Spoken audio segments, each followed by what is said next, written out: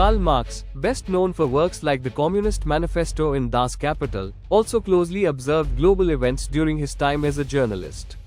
One of the interventions that shows his worldview was his commentary on the Great Uprising of 1857 against the rule of the British East India Company.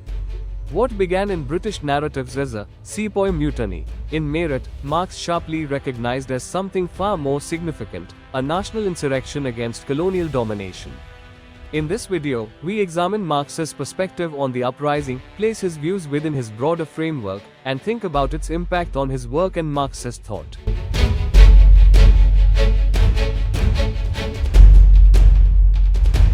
In June and July of 1857, Marx published two key articles in the New York Daily Tribune: Revolt in the Indian Army, June 30th, and The Indian Question, August 14th. In these, he forcefully challenges British framing of the events as mere military mutiny. As Marx puts it, the present Indian disturbance is not a military mutiny, but a national revolt, of which the sepoys are the acting instruments only. Already, he was identifying it as a broader, popular challenge against colonial oppression and exploitation. Marx rebuked the callous treatment of Indian grievances. He wrote, "Whether people are not justified to expel the foreign conquerors who have so abused their subjects. And if the English could do these things in cold blood, is it surprising that the insurgent Hindus should be guilty, in the fury of revolt and conflict, of the crimes and cruelties alleged against them?" In reversing the moral lens, he drew attention to the crimes of the colonizers: conquest, annexation, high taxes, and cultural violation. Marx was urging empathy for the revolt rather than condemnation.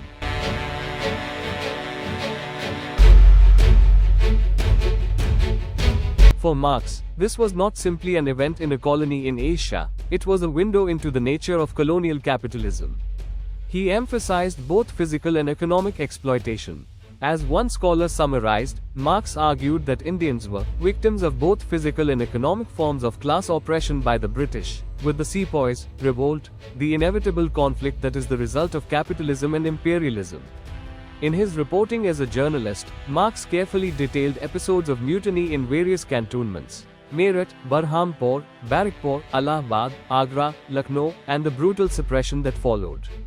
He highlighted weak military leadership by the colonial rulers, and lamented the ease with which British officers enabled deeper rebellion through neglect and mismanagement. Most notably, he saw the revolt not as reactionary but revolutionary. To him, it was a blow against a colonial regime rooted in racial domination and economic plunder. He revealed how British governance exploited feudal rivalries, institutionalized corruption, and wielded racial tensions to maintain hegemony. For Marx, this was a system deserving violent pushback. Marx's defense of the uprising put him against the mainstream British press and even writers like Charles Dickens, who, despite his pro-working class and humanitarian views, propagated racist stereotypes and defended colonial repression. Unlike Dickens, Marx himself stood in fierce opposition, condemning colonial cruelty and empathizing with the toiling masses of South Asia.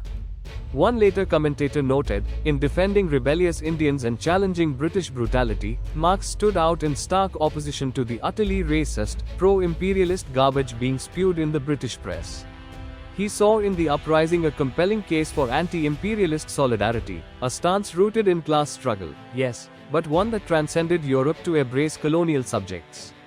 His moral clarity is underlined by his rhetorical question: if colonizers could operate in cold blood, how could we deny the colonized people their violent reaction?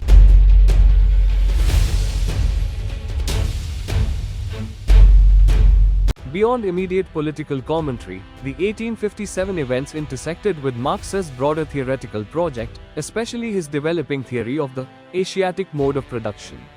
Observing India, Marx recognized a social formation distinct from feudal Europe, whose main features were communal landholding, hydraulic agrarian systems, and a despotic state holding land.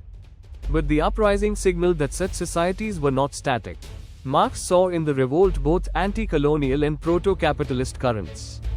Some scholars, referencing Marx's later reflections, argue that after 1857 he allowed for divergent paths to capitalist development, an Asian equivalent of the Western capitalist struggle.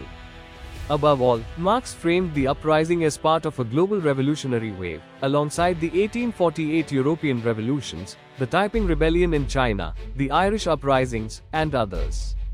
He was painting a picture of a global class struggle erupting amid 19th century capitalism's crises. Marx and Engels drew connections between colonized South Asia and capitalist Europe.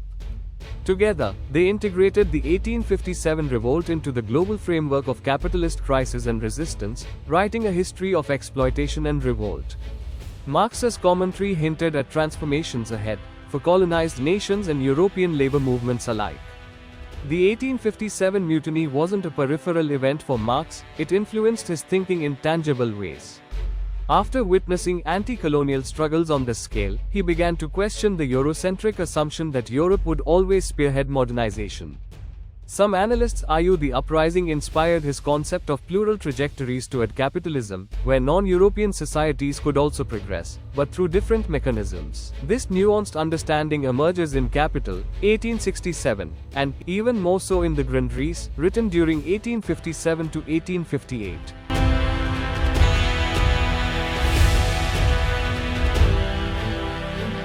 Anti-imperial revolution vs nationalist movement. While Marx applauded the revolt, his support was grounded in a materialist analysis, not nationalism. He praised peasants, sepoys, princes and talukdars for joining hands in revolt, but did so from the standpoint of anti-capitalist class struggle, not simple ethnic national unity. Yet Marx described the event as a national revolt, challenging British narratives. This seems paradoxical. How can one support nationalism from a Marxist lens?